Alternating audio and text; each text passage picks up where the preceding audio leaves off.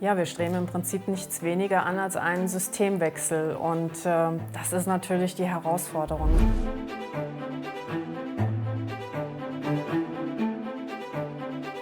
Wir sind Jens und Angela Hanson, wir sind verheiratet, leben in Rheinland-Pfalz. Ja, und dass wir uns mal mit dem Thema Klimapolitik beschäftigen, das war so eigentlich gar nicht geplant. Wir sind ganz normale Leute aus der Mitte der Gesellschaft, aber irgendwann waren wir so frustriert, das hat uns dann nicht mehr losgelassen.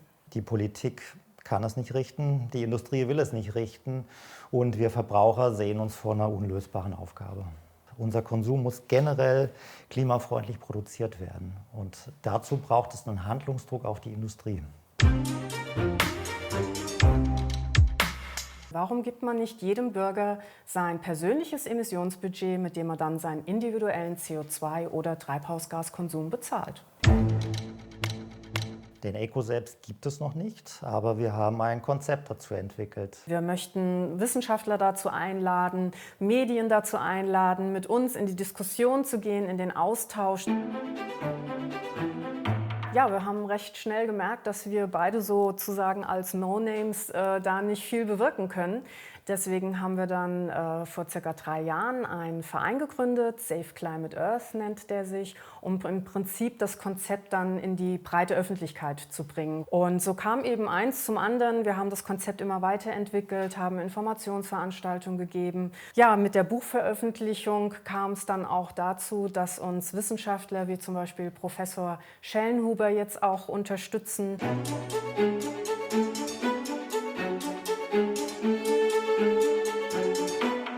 Ja, es gibt zwar schon diverse Werkzeuge in der Klimapolitik, das ist die CO2-Steuer und den Emissionszertifikatehandel, aber beides wirkt nicht schnell genug und nicht effektiv genug. Die Emissionen steigen von Jahr zu Jahr und waren noch nie so hoch wie heute. Zudem hat es den Nachteil, dass es sozial ungerecht ist, weil es einkommensschwächere Haushalte überproportional belastet.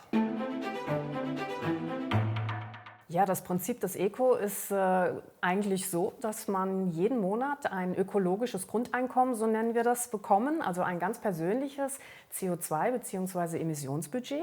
Und mit dem muss ich dann haushalten, wie auch mit dem Euro, den ich vielleicht auf meinem Girokonto habe. Ja, jede Sache hat mit dem Eco 2 Preise, den wirtschaftlichen und den ökologischen. Ja, also jede Flugreise hat dann 2 Preise, jede Tomate im Supermarkt, jedes Smartphone, einfach alles.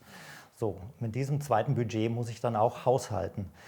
Wenn ich gut haushalte, kann ich anteilig dieses Budget auch verkaufen und kann mir somit ein zusätzliches finanzielles Einkommen sichern, was gerade für einkommensschwache Haushalte interessant ist oder für Bürger ärmerer Länder. Der Eco macht natürlich auch sehr transparent, wie viel CO2-Emissionen oder auch andere Treibhausgase wirklich entlang der Wertschöpfungskette anfallen.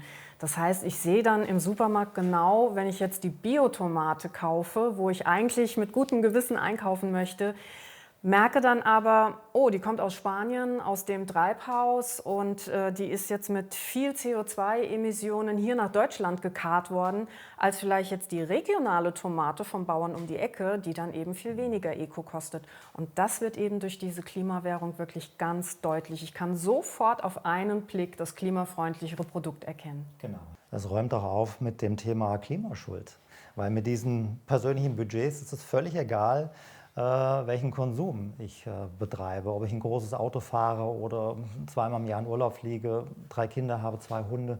Weil jeder kann sein Budget so einsetzen, wie er möchte. Das ist ein Maximum an persönlicher Konsumfreiheit, allerdings innerhalb ganz klar gesteckter ökologischer Grenzen. Also mit den gegenwärtigen Werkzeugen, was so umgesetzt wird mit CO2-Steuer und Zertifikatehandel für die Industrie, sieht es ja momentan so aus, wir können entweder uns einschränken oder verzichten. Und das ist nicht die Lösung. Und mit unserem System wäre es eben so, dadurch, dass wir ja dann alle mit diesem limitierten Kontingent einkaufen, schauen wir ja natürlich nach Produkten mit kleinen Ecopreisen, weil kleiner Ecopreis heißt, ist mit wenig fossiler Energie hergestellt. Das heißt, wir belohnen schon die Industrie, die klimafreundlich produziert.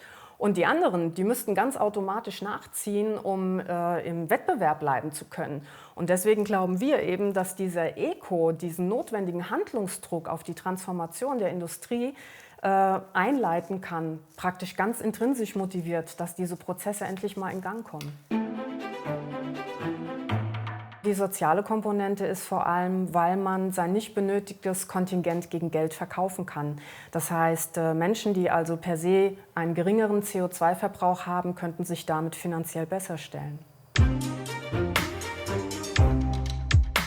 Der Eco schaut direkt dorthin, wo Kohle, Öl und Gas aus dem Boden geholt werden. Und ab da gibt es eben dieses zusätzliche Preisschild, was sich dann durch die gesamte Wertschöpfungskette weiterbildet. Das macht es eigentlich auch für die Politik interessant, weil der Eco sehr schlank funktioniert, weil er am Flaschenhals dieser gesamten Wertschöpfungskette angreift. Und die Politik muss sehr wenige ordnungsrechtliche Maßnahmen erlassen. Also im Prinzip muss nur an diesem Flaschenhals bei der Förderung von Kohle, Öl und Gas kontrolliert werden, dass das Fördergut entsprechend der Menge auch mit seinem Eco-Betrag bezahlt wird. Ab da läuft der Eco automatisch durch die gesamte Kette hindurch bis zum fertigen Produkt im Regal.